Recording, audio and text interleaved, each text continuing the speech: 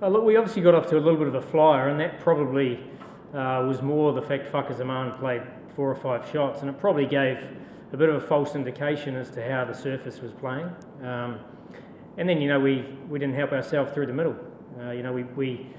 We chose some poor options. When the ball started to nip through and bounce steeply, we probably didn't assess that it was a bit more challenging, and then took some high-risk shots.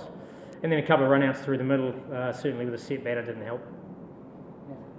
You coached RCB, you roamed around all over the world. You have seen so many T20 wickets. Do you feel these sort of wickets are ideal for a proper T20 match? No, I think it's not helpful for anybody.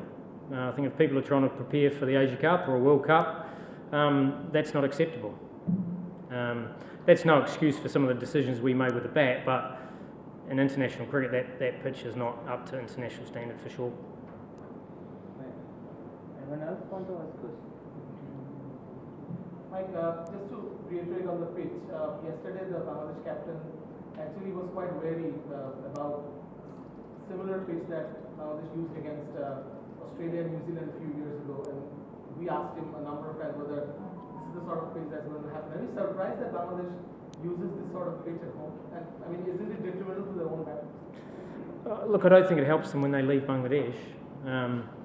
But I think, I think also batting first in those situations is challenging. When you aren't quite sure, whether 100 is good enough, 130, 150.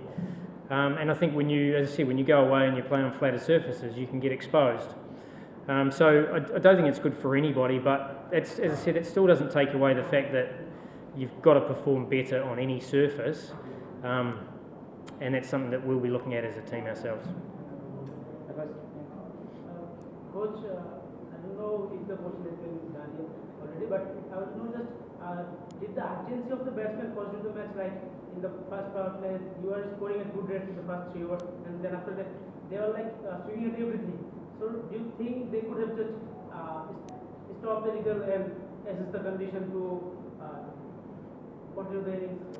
Yeah, I've probably answered that question earlier on, where I think Whaka Zaman got us ahead of the game through playing some exceptional shots, and it probably defied the surface, and then we thought that it was potentially better than it was, and then when the seamers came on, it was pretty clear that it wasn't, and we didn't adjust quickly enough.